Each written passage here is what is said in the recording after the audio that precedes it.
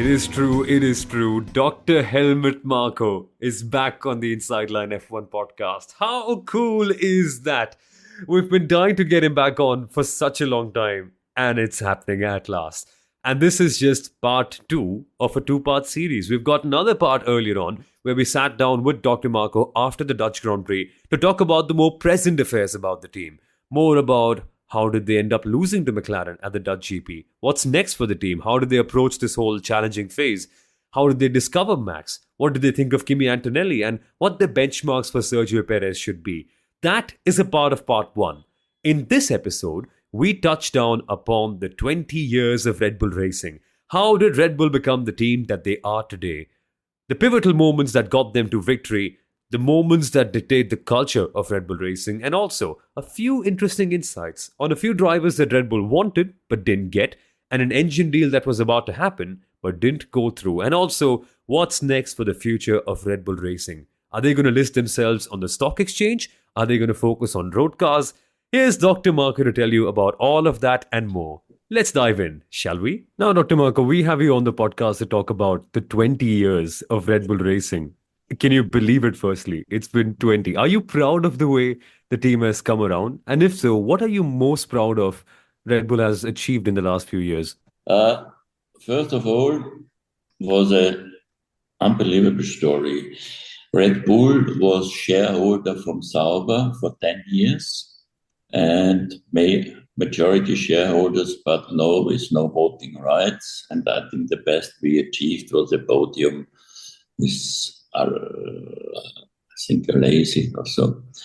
And then was a chance. We made a deal with Jaguar, with Christian Klein, and through these negotiations, I was smelling there's a chance to get the whole team, which happened in the end for a very favorable price. And Mr. Mateschitz, who was always positive and very visionary, looking in the future, said, yeah, let's try it. And his words, I remember exactly, maybe we can win a Grand Prix. So that's how the story started. And what was the target initially? What year did you have in mind for winning the first Grand Prix? Was it 2008 or earlier or later? No. There was no target. It was just, let's try it.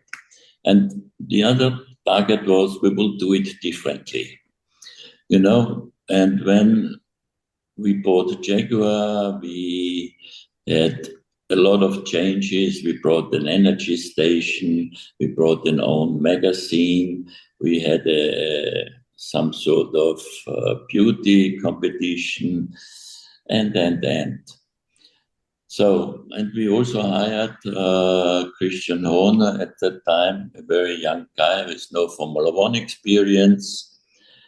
And the big change came, and that was, I would say, the most important thing was to sign Adrian Newey, because he was the only one in the team who had championship winning experience. And he brought all the know-how, but also the demands which are necessary to make Red Bull Racing a winning team. I think that was one of the milestones. And the next thing was also with drivers. We are very proud that we signed Vettel and we signed Verstappen, both coming out of our junior program. And they became world champion. And that is another thing that one of the quoting of Mateschitz was, we don't buy stars, we make stars. And there's a system. If you look at football, ice hockey and so on, they all have their now junior academies, or however it is called, and they're trying to build up young sportsmen and bring to the top in whatever category. Hey, this is interesting, Dr. Marko. I love the line, we make stars. And now I want to segue into the future by looking at the past, because the first star and the only star kind of you guys brought in was Adrian Newey. And from a management standpoint, right, you have over 1,000 people, such a great team unit. But I want to ask you, does a man make a team or does a team make a man? Because with someone like Adrian Newey leaving, surely that's a big pillar of the team gone, right? No, you have to make the difference. At that time, nobody had experience how to win races and to win championships. So at that stage, a man made a difference. Nowadays, the team, as you mentioned, we have 2,000 people. So nowadays, the team matters. It's not a single man, although it changed. You have far more simulation tools. You have so much more data, and then that the single man is not the difference anymore. But it was difference. It was a difference when Newey came. But Dr. Marko, I also want to understand now that we know Jonathan Wheatley is also leaving Red Bull after being a very integral part of the team for nearly 2 decades. He's been very key, especially looking after the pit stops. They've been the most dominant team over the last 7, 8 years. But in his larger role as a sporting director, how key do you think he was in that role, and how much was his impact? And how difficult is it going to be to replace someone like him? Jonathan Wheatley was a very important part of the team, as you mentioned. Our pit stops were a benchmark, but not only that, the whole way, the approach, how mechanics were trained, and also the interaction with the FIA and so on.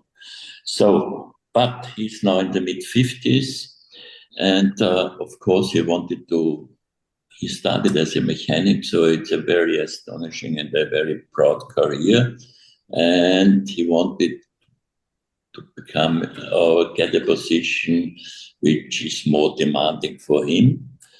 And unfortunately, this Audi offer came, which we couldn't match either the position nor the money which was offered. And I personally understand him that he's taking this chance, but for sure it's a loss for us. But on the other side, now we have a very widespread team. We trained young people, we are educating them.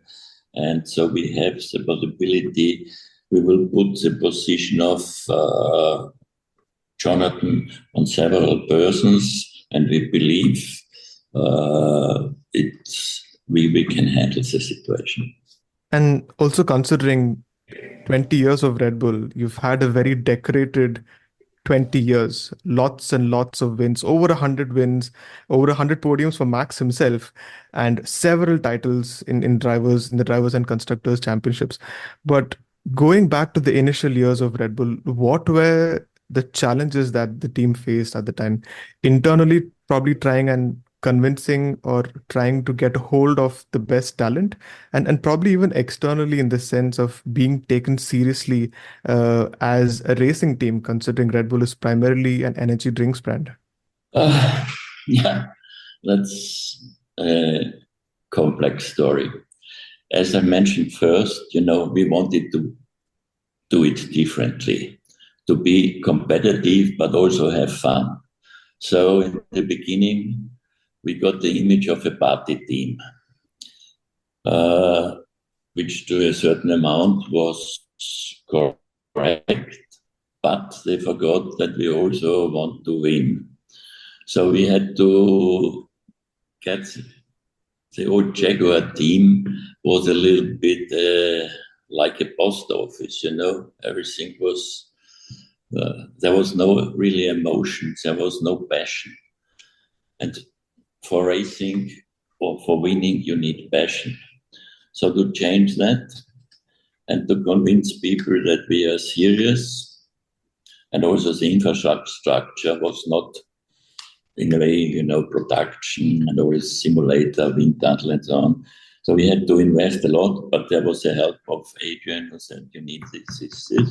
And fortunately, Mr. Mateschitz did spend the money which was necessary. It was quite a big amount of money.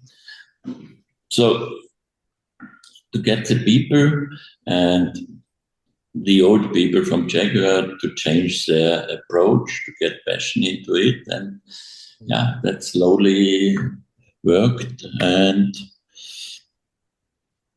I would say it was done. It was a very good job by Christian Horner to transfer a midfield team to a winning team. But he had also support from Red Bull, and the visionary view of Mateschitz, that nearly all the ideas we brought forward to him were accepted. But in the end, we had to deliver. Fortunately, we did. And you'll continue to keep delivering. I keep saying in the last 20 years, Red Bull is that one constructor that is one with different power units, with different drivers under different rules of Formula One itself. And I think y'all are one of the most ruthless rivals for anyone to have. You get half an inch, and Red Bull's going to take that inch and expand it into many feet as they go. But could you share some behind the scenes stories or anecdotes that illustrate the culture within the team? Because the big thing about Red Bull, like you've also been narrating, is you want to do things differently. So how different is that culture, which I've personally experienced in the Milton Keynes factory, as you know, sir. But are there any stories that you are able to share? No, yeah, there are different stories, but one about our approach is for sure Verstappen. Verstappen was 15 years old when we signed him. He, I think, was 16 when he had his first outing, and that's also Red Bull like, on a Friday drive in Suzuka. Suzuka is one of the most demanding circuits, old style. And we had a lot of criticism, dangerous young guy and blah, blah, blah. And they changed all the rules, unfortunately. You can elect with 16, and now all of a sudden they brought in you have to be 18 to drive a Formula One car, and you have to have points and whatsoever. So, but we said, no, he is ready. Normally I talk with these young drivers. We don't sign a driver without I have a discussion with him. But with Max, I was sitting down for an hour and a half, for nearly 2 hours. And there was a very young, or there was a mature young, or a mature man in a very young body.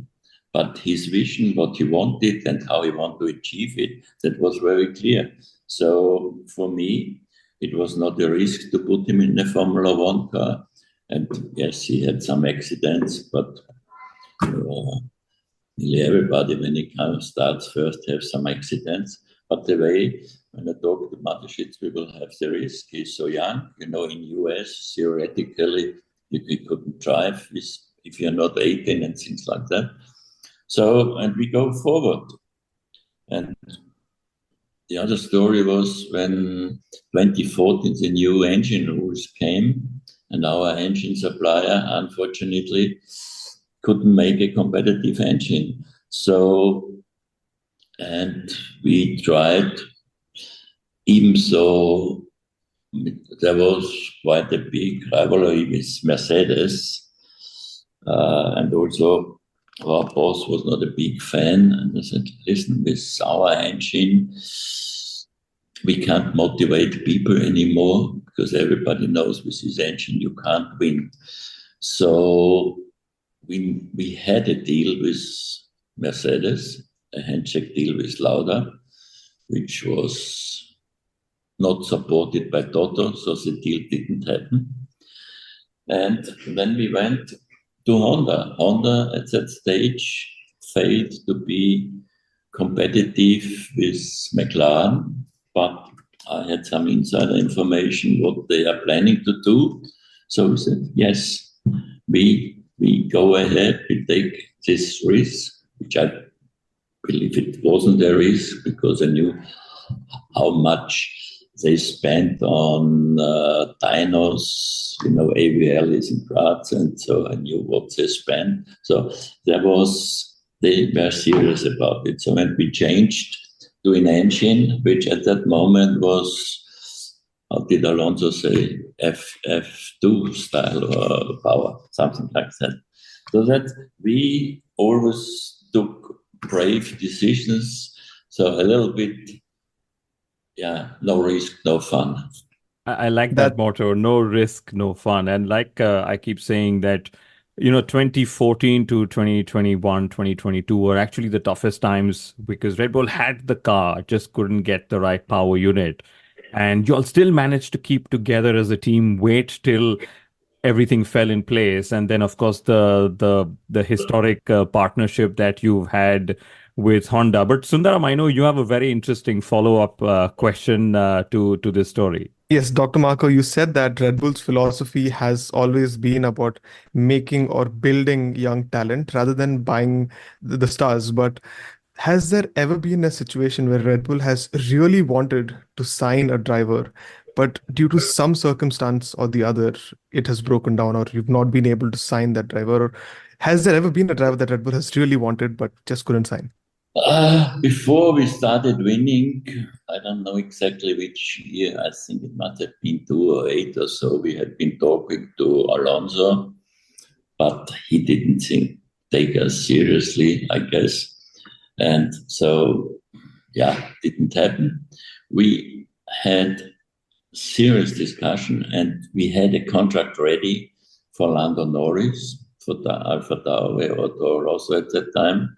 And unfortunately, they find out which they had two contracts, and then one was a clause which stopped this cooperation with Lando Norris.